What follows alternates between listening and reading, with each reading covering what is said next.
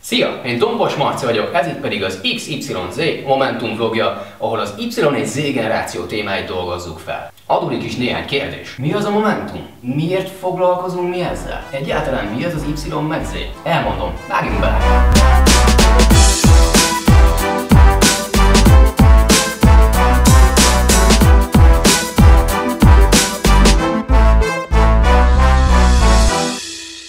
Kezdjük a generációkkal, a kifejezéssel, amit leginkább akkor hallhatsz, amikor a tévében valami újra lakkozott fost akarnak rácsózni. New generation. The new generation. Új generáció. Új generáció. New generation. The new generation. The choice of a new generation. Pedig a kifejezés ennél jóval többet jelent.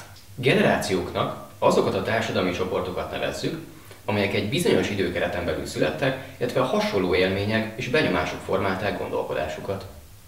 A generációknál tehát a közös tapasztalatok és a születési dátum számít. A lényeg, hogy aki 1960 és 1979 között született, az az X, az 1980 és 1999 közöttiek az Y, a 2000-es években születettek pedig a Z generációba tartoznak. Amiért pedig ezekről a kategóriákról beszélünk, azok a generációs különbségek, amiből van sok. Emlékszel arra, amikor az egyik idősebb rokonodat tanítottad SMS-ezni? Na, ugyanaz lesz, amikor az unokám majd neked fogja magyarázni azt, hogy az otthoni 3D nyomtatótokkal hogyan tudsz sajtos tejfölös lángost készíteni. Neki az lesz evidens, neked meg a laptop és a mobil volt az. De tovább megyek, ezek a különbségek nem csak a technológia kapcsán, hanem a popkultúrában is megjelennek.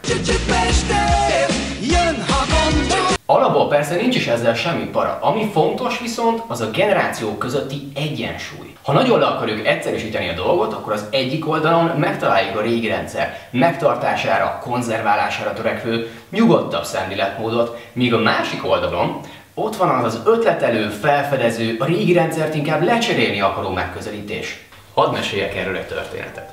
Egyszer volt, hol nem volt, volt egyszer Meseországban egy szegény jogászlegény. Ez a szegény jogászlegény szeretett volna egy saját szervezetet alapítani barátaival, ahol Meseország ügyes-bajos dolgaival foglalkozhattak volna. Meseországot azonban ekkor még a csúnya, gonosz medve irányította, aki nem szerette, ha alatvalói csak úgy szervezeteket alapítgatnak, sőt, kifejezetten tiltotta ezt. Ezért aztán a legény barátaival együtt elhatározta, hogy tenni kell valamit, mert Meseország és lakói nagyon szenvedtek a gonosz medve uralma alatt. Így a deréklegény és barátai összeálltak Meseország sok lakójával, és elkergették a gonosz medvét. Teltek múltak az évek, és Meseország lakói nem feledték, hogy mit tett értük a jogászlegény, és megválasztották őt királynak. 3-szor.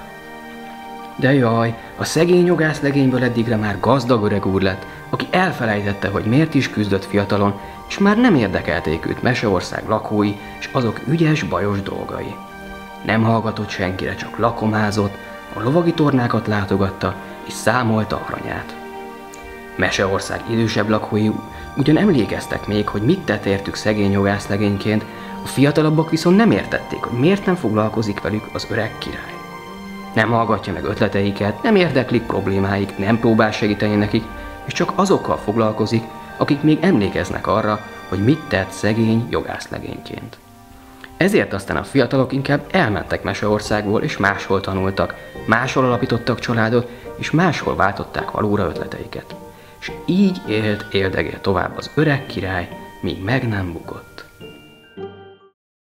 És hogy ez mennyire nem mese itthon, azt jól tudjátok. Sőt, meg is tudom mutatni. Hiába azonban a környezettudatos és megtérülő üzemelés.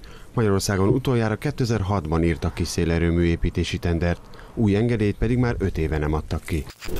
Jók az új ötletek, tehát az innováció is egy remek dolog, meg a startupok is kiválóak, tehát jó dolog olyasmivel foglalkozni, amit még ember nem látott, és amihez mi se értünk. Hát, ha kiderül, hogy értünk hozzá, de erre jövőt építeni nem lehet. Az Emberi Erőforrások Minisztériuma ma tartja Szabad egy táncra című rendezvényét, melynek fő célja, hogy az egyetemisták táncos módon találjanak párra. Új szélerőmű? Nem. Innováció? Nemzeti párválasztó? Az igen. Gratulálok. Az új ötletek és a fiatalok hangja tehát nem jelenik meg a mai magyar politikában. És ezt nem csak én mondom, hanem ti is. Az látszik, hogy a többi országban a politikához való viszony inkább egy haraggal összpontosult. Tehát az látszik, hogy amikor az a kérdés merült föl, hogy egyébként mit szeretnének tenni akkor ilyen válaszok születtek a többi országban, hogy szeretnék megváltoztatni a politikai elitet, szeretnék megváltoztatni a politikai rendszert, új pártokat akarnak. Magyarországon ezzel szemben nem egy ilyen aktív cselekvő, idézőjeles harag volt, hanem inkább egy apátia. Apátia van, totális érdektelenség, ez viszont egy ördögi kört teremt. Nem hallják meg a hangunkat, és nem is tesznek értünk, ezért elkezdünk nem politizálni, nem szavazni, nem beszélni. Ha viszont nem beszélünk és nem politizálunk, akkor nem is fogják meghallani a hangunkat, és nem is fognak tenni értünk. A kör pedig bezárult. De ebből most már baromira elég. Mert hogyha nem teszünk valamit, akkor az unokát külföldön nem hogy szavazni nem fog, de azt se fogja tudni, hogy mi ez a sajtos tejfölös lángos. Ezért meg kell találnunk a saját utunkat, hogy a fiatalok újra kulcs szereplői legyenek a magyar politikának. De ahogy a márciusi ifjak 48-ban, a pesti srácok 56-ban, vagy például a fiatal demokraták 89-ben. Nem mintha egy lapon lehetne őket említeni, de érted. Sőt, a legutóbbi nagy tüntetéseken, így a hallgatói hálózat egyetemi megmozdulásain, az internetadó elleni tüntetéseken, vagy a kockás-inges oktatási rendezvényeken az is látszott, hogy hiába a képviselet szinte teljes hiánya, a magyar fiatalok képesek hallatni a hangukat és állást foglalni azokban a kérdésekben, amik érintik őket. De mondok még jobbat. Nemrég létrejött a Momentum, amely országszerte szervez vitákat, előadásokat, közösségi akciókat az Y és az Z generáció érdeklődő tagjainak. A vlogot pedig azért hoztuk létre, hogy legyen valaki, aki foglalkozik a fiatalok témáival, így például a kivándorlással, oktatással, lakhatással, és persze a politikával.